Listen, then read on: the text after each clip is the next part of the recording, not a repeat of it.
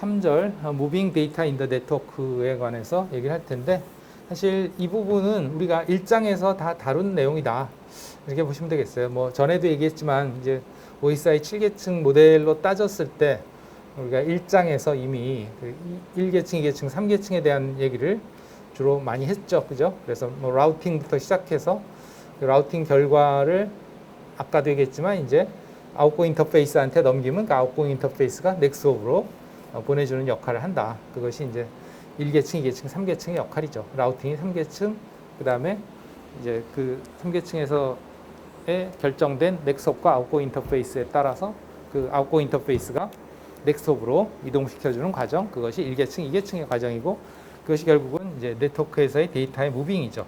이동 과정. 그리고 우리가 3장에서는 랩을 할 때 와이어샤크를 가지고 랩을 하면서 주로 관심을 가졌던 게 그 위의 계층들, 예를 들면 뭐 UDP부터 시작해서 또는 TCP부터 시작해서 애플리케이션까지 얘들의 그 내용들. 그래서 애플리케이션들이 이제 어떤 애플리케이션의 종류에 따라서 어떤 메시지들을 필요로 하는지, 서로 어떤 것들을 주고받는지, 그 내용 또는 그 메시지의 포맷, 또 뭐 메시지의 그 종류, 이런 것들을 다뤘었고, 그런 메시지들이 어떻게 표현이 되는지, 그래서 뭐 예를 들면 그 메시지 헤더들과 바디들의 내용들, 또 그 어떤 항목들, 뭐 이런 것들 봤었고, 그렇게 만들어진 메시지를 실제로 이제 트랜스포트에서 어떻게 그것을 서포트해서 이동이 될 수 있게 해주는지, 뭐 그런 얘기들 했었어요. 뭐 그래서 실제로 이동시키지는 않지만 이동하기 위한 준비들을 이제 그 위에 계층들에서 다 이제 마치고 실제 이동은 이제 이 밑에서 한다 이거죠. 이것들은 다 한 내용들이기 때문에 뭐 그냥 한 번씩 쭉 보는 식으로 하겠습니다. 그래서 요거는 이제 이 무빙을 하기 전에 앞서서 이제 트랜스포트 계층에서의 역할이 되겠죠. 세그멘테이션.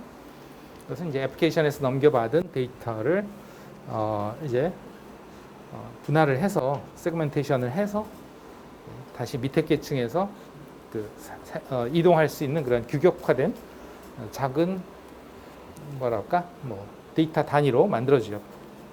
우리가 프로토콜 데이터 유닛이라고 하는 그 단위로 만들어지죠. 그럼 이 세그멘테이션을 하는 뭐 여러 가지 이유가 있겠지만 그 중에 큰 것 중에 하나가 이제 커다란 데이터를 이 밑에 계층들에서 보낼 수 없기 때문에 그런 것도 있을 거고, 그 다음에 이제 그 데이터 전송의 효율성 때문에도 우리가 패킷 통신이라는 걸 밑에 계층에서 하기 때문에 거기에 맞춰서 하기 위해서 이제 그런 것들을 또 효율적으로 이제 예를 들면 여러 개의 애플리케이션으로부터 만들어진 데이터들이 있을 경우에 그들을 뭐 예를 들면 그렇게 쪼개지 않고 그냥 커다란 덩어리를 하나를 보내고 그 다음에 다른 애플리케이션에서 온 데이터를 또 커다란 덩어리를 보내고 이런 식으로 하면 그 애플리케이션 간의 대기가 많이 길어지겠죠, 그죠?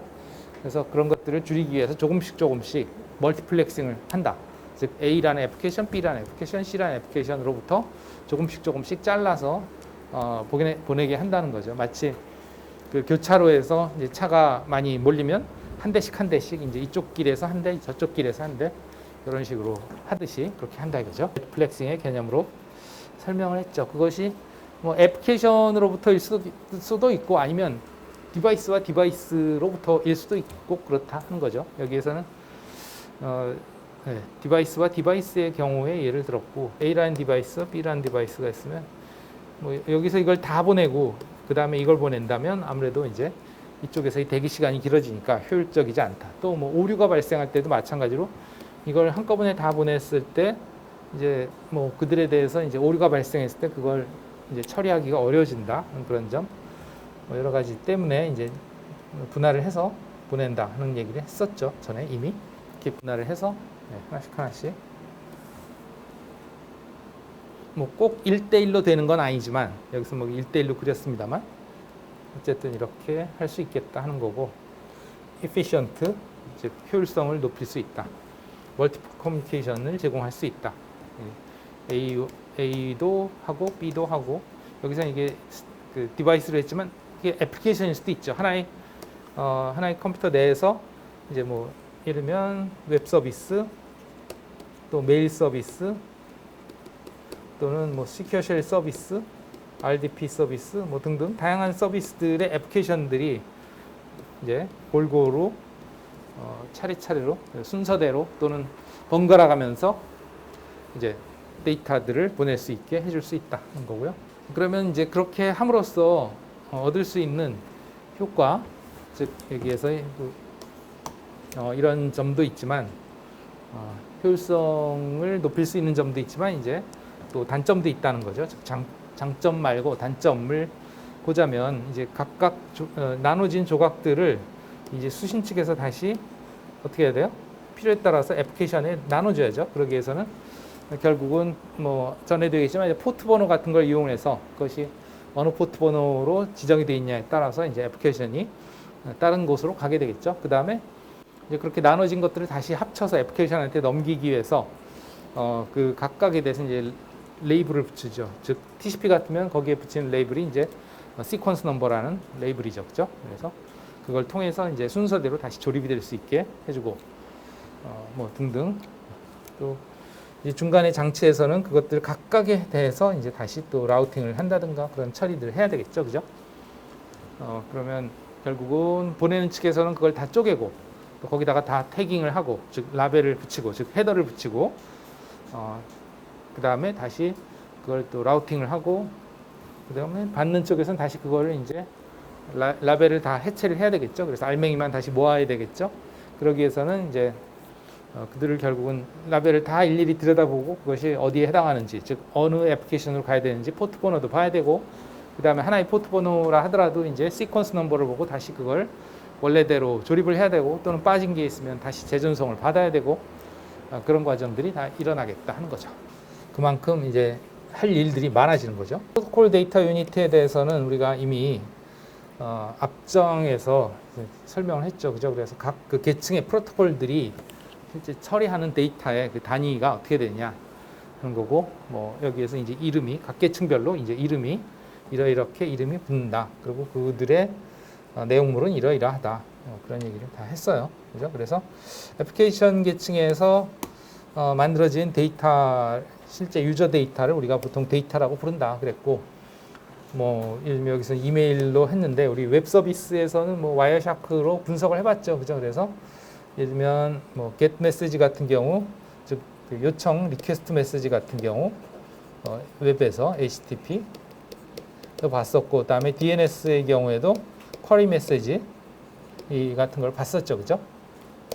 메시지 구조를 봤어요. 이런 것들이 이제 애플리케이션 데이터들이 될 거고, 그 다음에 이제 그 메시지 안에는 실제 데이터도 있지만 그 데이터에 대한 정보들을 또 부가적인 정보들을 가지고 있는 헤더들도 있었죠. 그죠? 그래서 예를 들면 HTTP 리퀘스트 메시지 같은 경우는 사실상 데이터는 없고 다 헤더다. 뭐 그렇게 얘기했었고요.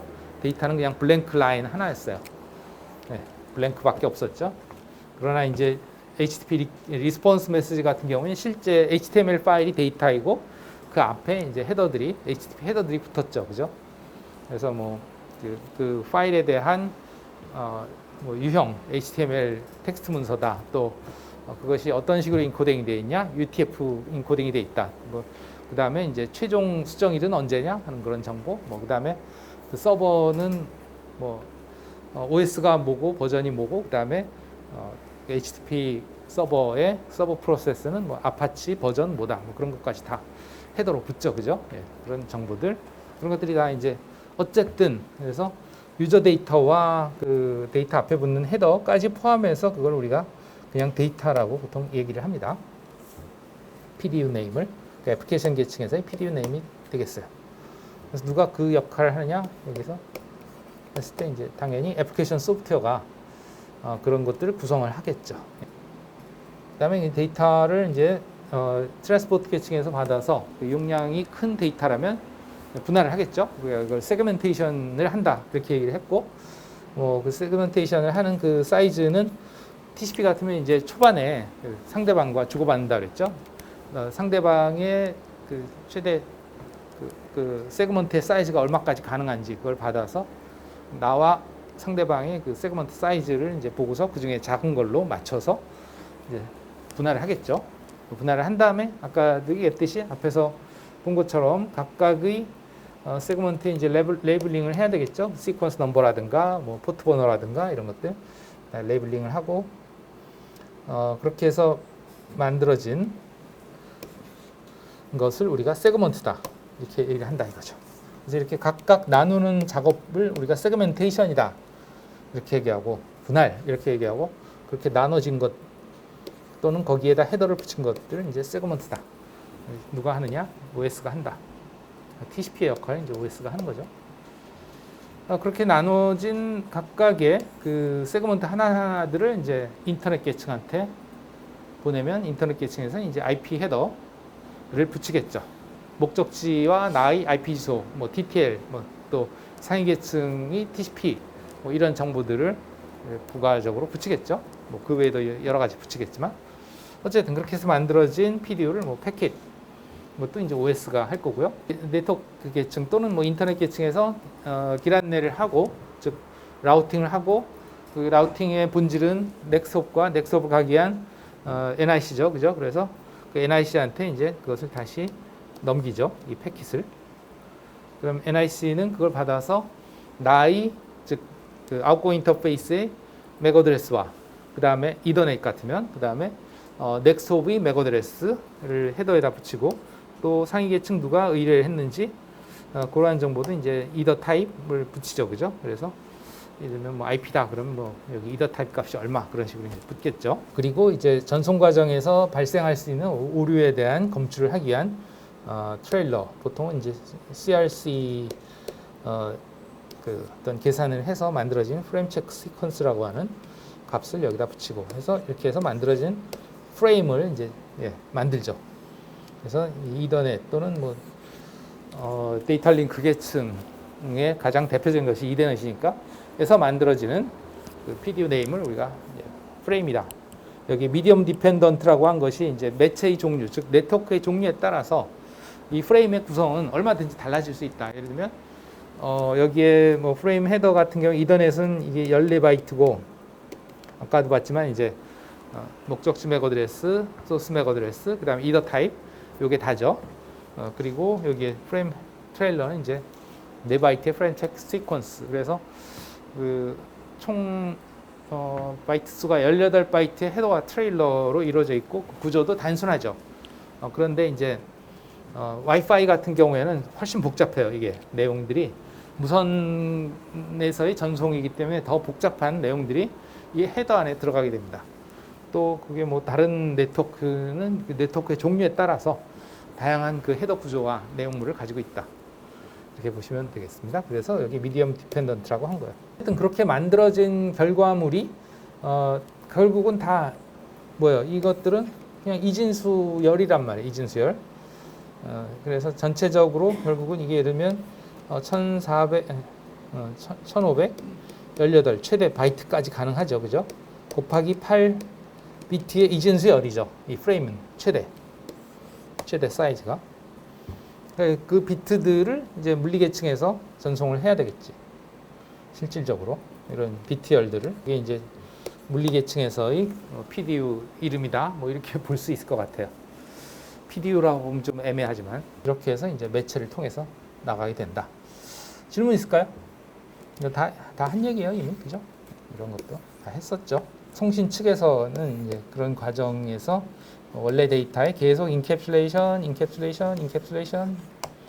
해가지고 이제 PDU들을 만들어 나간다 하는 과정 사례다 이거죠. 그래서 탑 레이어에서 투 바텀으로 즉 최상위 계층으로부터 맨 밑에 계층까지 이제 각 계층을 이동하면서 추가 인캡슐레이션 되는 거죠. As protocol headers, header information. 그러니까 거기에서 이제 필요한 정보들을 덧붙이고 그걸 가지고 처리를 하고 그다음에 밑에 계층으로 넘기고 뭐 그런 식으로 되겠죠. 뭐 여기에서 이제 조금 더 구체적으로 디테일드로 했어요. 그죠? 그래서 뭐 이미지라든가 텍스트라든가 이런 것들이 이제 유저 데이터로서 그 이진수열이 되겠죠. 뭐 이미지 파일이라든가 아니면 텍스트 파일이라든가 이런 것들 애플리케이션 계층에서 만들어진 데이터가 이제 여기에 이제 애플리케이션 계층에 헤더가 붙고 그 다음에 그것이 이제 트랜스포트 계층으로 넘어가면 거기에서 이제 분할이 되겠죠. 세그먼트로 분할이 되고 거기에 이제 시퀀스 넘버라든가 포트 번호라든가 뭐 이런 것들을 붙이고 그렇게 해서 만들어진 것이 이제 세그먼트가 되겠고 그것을 이제 밑에 계층인 인터넷 계층한테 넘기면 거기에 뭐 소스 IP소, 데스티네이션 IP소 뭐 등등 그런 정보들을 붙여서 패킷을 만들고 아까 얘기한 거예요. 예. 쭉 읽어보시면 아까 얘기한 내용이구나 하는 것을 아실 수 있을 겁니다. 그래서 최종적으로는 그렇게 만들어진 이진수 비트들이 이 원제로 이런 것들이 이제 미디어를 통해서 전달이 될 때는 in the form of signal 이건 이제 4장에 가서 다루겠습니다만 뭐 우리가 1장에서도 어느 정도 다뤘죠. 그죠? 실제로 그런 매체를 통해서 지나가려면 뭔가 물리적인 물리량의 변화로 바뀌어야 된다. 그 물리량의 변화를 우리가 신호라고 부른다. 그랬죠? 그죠? 네, 그래서 뭐 전압의 변화라든가 전류의 변화라든가 아니면 빛의 깜빡임이라든가 전자파의 변화라든가 이런 것들이 결국은 신호로서 뭐 우리가 통신 시스템 기초에서도 얘기했습니다만 신호로서 1과 0을 표현해서 매체를 이동하는 그런 물리적인 수단이 된다. 얘기했습니다. 그 다음에 이제 수신 측에서는 그것을 다시 이제 원래 데이터로 만들어 나가는 디인캡슐레이션 과정 또는 디캡슐레이션 과정이라고 얘기하죠. 그래서 이런 물리적인 신호를 받으면 그 물리적인 신호로부터 이제 1과 0을 인식을 하겠죠. 뭐 전압값이 레벨이 얼마면 1, 뭐 얼마면 0, 뭐 이런 식으로 한다든가 아니면 뭐 주파수가 얼마면 1, 주파수가 얼마면 0 이런 식으로 한다든가 다양한 방식으로 그 표현된 물리적인 신호를 가지고서 또 뭐 빛의 깜빡이면 빛이 켜져 있으면 1, 뭐 꺼져 있으면 0 이런 식으로 뭐 광통신 같으면 그런 식으로 하겠죠. 어쨌든 그런 식으로 표현된 그 물리적인 신호로부터 다시 1과 0의 비트들을 복원을 해내고 그렇게 해서 모아보면 그게 뭐예요? 프레임이죠. 아까 얘기했듯이 뭐 최대 1518 곱하기 8 비트만큼의 비트들이 이제 모이면 그것이 하나의 프레임이고 그 프레임의 맨 앞에는 목적지 맥 주소가 있겠죠. 그죠? 그래서 이제 1계층에서 그렇게 모아놓은 비트들을 즉 프레임을 2계층에 넘기면 2계층에서는 그 프레임 헤더에 맨 앞에 있는 맥 주소를 보고서 그 맥 주소 값이 나한테 온 거면 즉 나의 그러니까 NIC죠. 결국은 그걸 처리하는 게 NIC니까 NIC의 맥 주소와 이 여기에 있는 목적지 맥 주소가 같으면 나한테 온 거니까 어떻게 해요? 프레임의 헤더와 트레일러를 벗겨내고 알맹이 즉 패킷만 다시 3계층으로 넘기죠. 즉 인터넷 계층으로 넘기면 인터넷 계층에서는 또 목적지 IP 주소를 보고 이게 나한테 온 거면 이건 나한테 온 거니까 다시 또 애플리케이션한테 넘기기 위해서 다시 트랜스포트 계층으로 넘겨줘야 되는데 트랜스포트 계층에 넘기기 위해서는 나의 헤더에 붙어 있는 프로토콜을 보겠죠. 물론 아까 그 프레임에서 IP로 넘기는 것도 네트워크 계층에 넘기는 것도 결국은 그 이더넷 헤더에 보면 이더 타입이 있으니까 그 타입에 해당하는 프로토콜로 넘기는 거죠. 대부분의 경우 이제 IP겠죠. 우리가 볼 때는 또 IP에서는 아까 얘기했듯이 이제 프로토콜 값을 보고서 그것이 이제 TCP로 가든 UDP로 가든 대부분 가겠죠. 또는 뭐 우리가 1장에서 한 것에 따르면 ICMP가 올 수도 있죠. 그죠? ICMP한테 넘기거나 뭐 등등. 그러면 그것을 받은 트랜스포트 계층은 또 만약에 이제 TCP라면 이제 거기에 시퀀스 넘버들이 붙어 있으면 그것에 따라서 다시 조립을 하겠죠. 하나뿐만 아니고 2개, 3개 또 거기에 플래그가 이제 푸시 플래그가 오면 그것들 다 조립한 내용을 애플리케이션으로 넘겨야죠. 그죠? 넘길 때는 누구한테 넘기느냐? 포트 번호를 보고 넘기죠. 그죠? 그래서 목적지 포트 번호를 보고 넘기겠다. 그런 식으로 디인캡슐레이션 과정을 통해서 상위 계층으로 올라가서 애플리케이션으로 전달이 된다.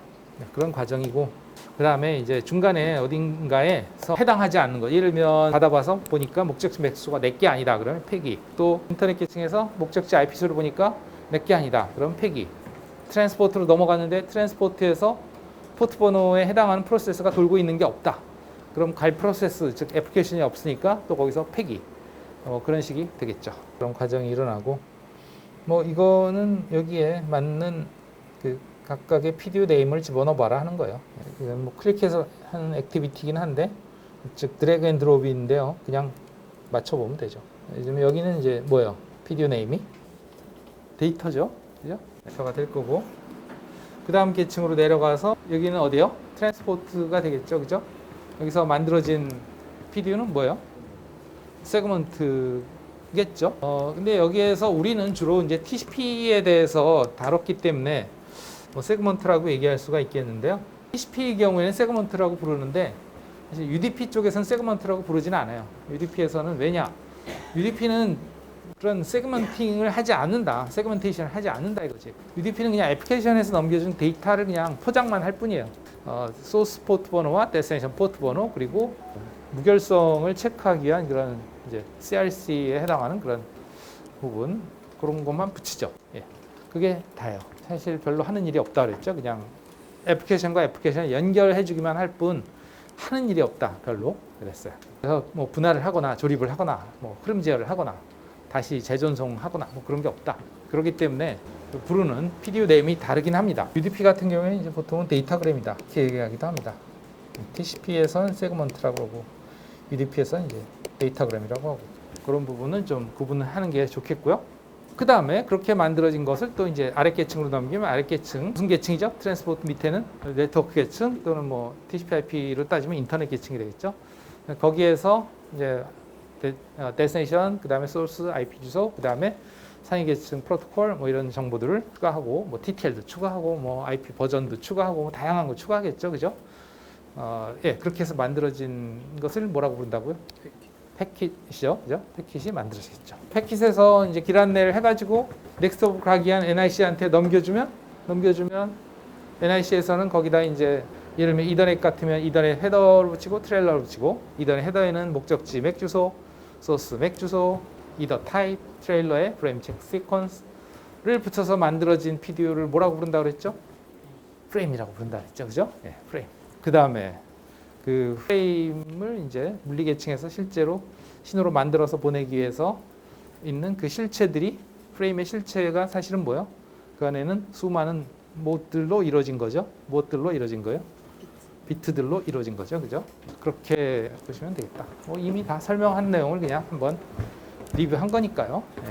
넘어가겠습니다. 자, 그 다음에 여기에서는 그 와중에 그렇게 각각의 계층에서 붙이는 헤더들 안에 결국은 PDU들 안에 여러 가지의 주소들이 있다. 어드레스. 그래서 다양한 주소들이 필요한데 그 주소는 결국은 그 대상을 식별하기 위한 거죠. 주소라는 건 누구한테 가느냐 하는 것을 식별하기 위해서 또 누구로부터 왔느냐 그것을 식별하기 위한 거죠. 그게 주소란 말이에요. 즉 어디에서 와서 어디로 가느냐. 소스와 데스티네이션의 주소들이 있는데 이제 이런 각 계층에서 필요로 하는 여러 가지 주소들이 있다. 그런 거죠. 그래서 여기 보시면 이제 데이터 링크 계층에서 네트워크 계층에서 즉 레이어 2, 레이어 3, 그다음에 트랜스포트 계층에서 레이어 4, 이제 ISO의 OSI 계층으로 따졌을 때 우리가 보통 TCP/IP로 할 때는 1계층, 2계층, 3계층 이렇게 부르지 않아요. 숫자로 부르지 않고 OSI 7계층을 얘기할 때 1계층, 2계층, 3계층 이렇게 얘기하고요. TCP로 할 때는 그냥 TCP/IP의 계층 모델로 할 때는 보통 그냥 네트워크 액세스 계층, 그다음에 인터넷 계층, 트랜스포트 계층, 애플리케이션 계층 이 이름을 주로 부릅니다. OSI 계층은 주로 물론 그렇게 이름을 부를 수도 있지만 복잡하니까 그냥 1, 2, 3, 4, 5, 6, 7 이렇게 부르는 게 대부분이죠. 어쨌든 그래서 각 계층에서 필요로 하는 주소들이 있다. 데이터 링크 계층에서 쓰는 계층에 여기서의 주소는 무엇을 나타내기 위한 거냐 하면 나와 넥스트옵의 주소를 나타내기 위한 것이다. 하나의 그 네트워크 안에서 이동할 때 그때 사용하는 주소, 즉 전에도 얘기했지만 우리 동네에서 사용하는 주소 체계다. 그랬죠? 동네 안에서 갈 때는 뭐 서울시 구로고척동 이런 식으로 쓰지 않고 그냥 뭐 건너집 또는 저 길 건너 있는 뭐 치킨집 뭐 이런 식으로 얘기한다 이거죠. 그게 맥 주소의 개념이죠. 물리 주소이고 하나의 네트워크 안에서 동네에서의 주소. 그 다음에 이제 네트워크 계층에서는 최종 목적지와 나 사이의 주소죠, 그죠? 최종 목적지까지 가기 위해서는 그 주소를 가지고 찾아가야 되니까, 예.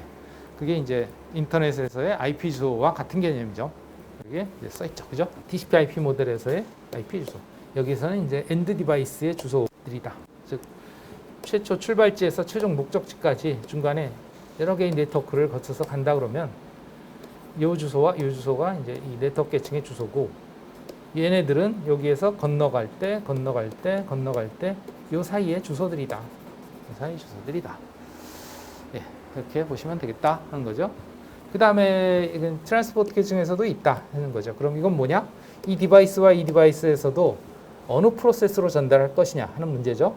여러분들도 뭐 서버 측에서 해봤지만 이제 그 실습을 할 때 뭐 보통은 대부분 시큐어 쉘로 접속을 해서 실습을 하잖아요, 그죠?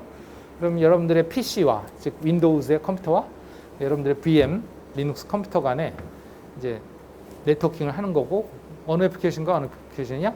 시큐어 쉘 클라이언트 윈도우에 와 그 다음에 리눅스의 시큐어 쉘 서버 간의 연결이죠, 그죠?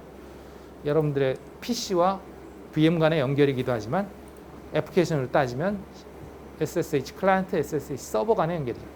그걸 구분하기 위해서 예를 들면 PC에서 여러분들이 VM1에 연결 하나만 만들 수도 있지만 두 개를 만들 수도 있잖아요, 그죠? 터미널 두 개를 열어서 하나는 뭐 다른 작업하고 또 하나 이쪽에서 또 딴 작업하고 할 수 있단 말이에요. 예를 들면 많은 경우에 이제 여러분들이 해보시면 알겠지만 그 업데이트 같은 걸 하면 업데이트 시간이 많이 걸리잖아요. 그럼 터미널에서 업데이트 잡고 있으면 그러면 딴 작업을 못 하니까 터미널 하나 더 띄워서 여기서 다른 작업을 할 수 있단 말이죠. 이런 것들이 가능하죠. 둘 다 이제 서버는 시큐어 쉘 서버에 연결하지만 클라이언트들은 다른 클라이언트죠. 물론 둘 다 시큐어 쉘 클라이언트지만 다른 세션이란 말이에요. 세션이 구분될 수 있는 거죠. 또는 이제 아예 애플리케이션이 다른 것도 연결할 수 있죠. 예를 들면 시큐어 쉘 접속도 할 수 있지만 그다음에 GUI 터미널, 그래픽 터미널 연결을 위해서 RDP 접속을 할 수도 있죠. 그래서 여러분들 윈도우즈에서 VM 서버로 시큐어 쉘 접속도 할 수 있고 RDP 접속도 할 수 있고, 결국은 그것들이 다 뭐예요? 애플리케이션을 서로 다르게 지정해 줄 수 있어야만 그것이 가능하겠죠, 당연히. 그럼 분명히 PC와 VM 간에 데이터가 흘러는 가는데 이것이 도착해서 어느 애플리케이션으로 가야 되느냐, 이런 것들을 결정을 해줄 수 있다 이거죠. 또는 하나의 애플리케이션이라 하더라도 어느 프로세스로 보내줄 것이냐.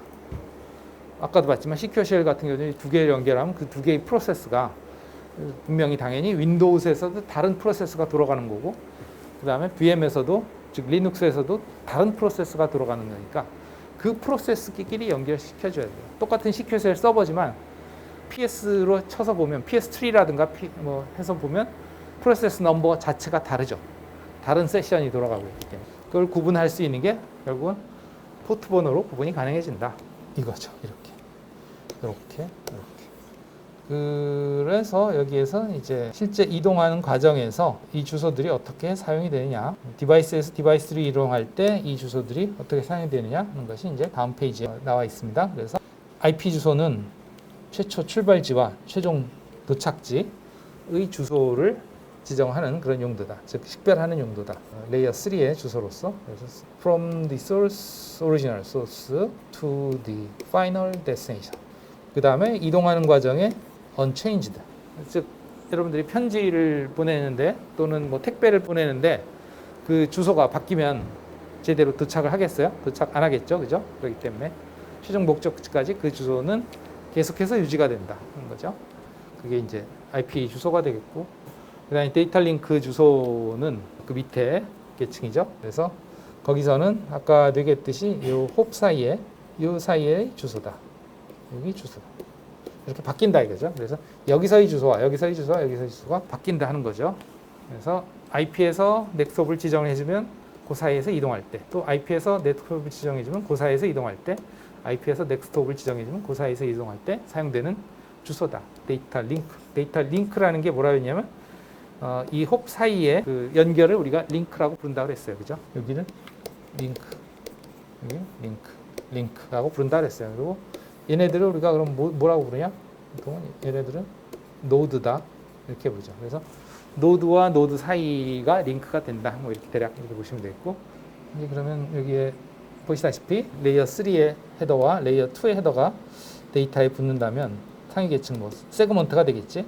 붙는다면 그 헤더에 들어가는 이 주소들은 어떤 게 들어가느냐 하는 거죠. 그래서 레이어 3의 주소는 소스 IP 주소, 데스티네이션 IP 주소 이게 들어가고, 레이어 2의 주소는 소스 맥 주소, 데스티네이션 맥 주소 이게 붙는다 이거지. 그 다음에 이제 여기에 오면, 그래서 여기에 가면 여기에서 다시 넥스톱을 결정해주면 여기서 또 다시 이게 바뀌죠. 그러나 얘는 안 바뀌죠. 그죠? 여기서의 주소들과 여기서의 주소가 다르다는 거죠. 그러나 얘는 여전히 그대로 유지가 된다. 또 그 다음에 또 여기서 이 주소를 기반으로 넥스톱을 가면 여기서 또 다시 넥스옵을 지정을 해주면 거기에 따라서 주소가 또 다시 이걸로 바뀐다. 그러나 얘는 안 바뀐다. 이제 이 주소를 기반으로 다시 여기로 가서 최종 목적지에 도달을 하면 이제 이 주소가 식별 용도로 쓰이겠죠. 네, 뭐 그렇다 하는 겁니다. 네, 쉬었답니다.